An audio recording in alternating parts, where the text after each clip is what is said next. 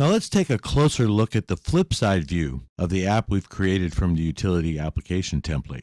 To inspect the Flipside view in Interface Builder so we can see how it really works, let's go back again and select the flipsideview.xib file in the Project Navigator.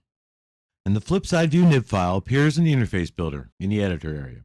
We can then click the View icon in the Interface Builder dock and click the Attributes Inspector button at the top of the Inspector pane, or of course choose View, Utilities, Attributes Inspector.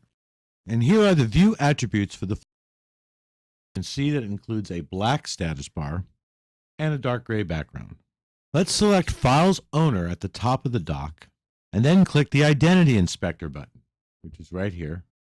And we can see that the file's owner and the object that it is going to use or own this file is Flipside View Controller.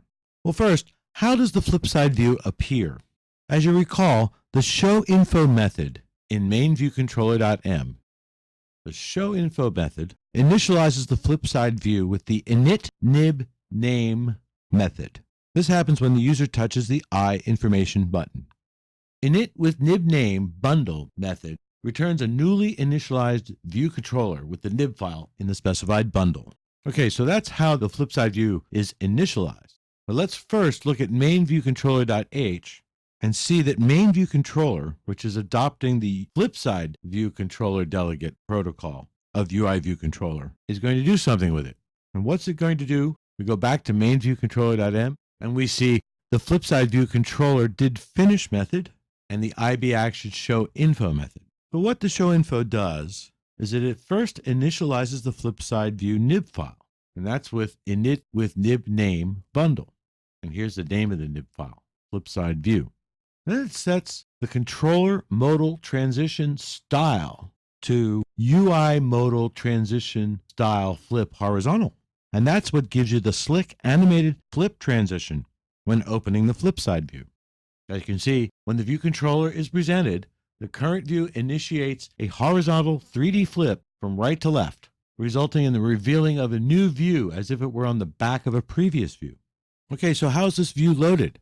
Well, let's look at FlipsideViewController.h.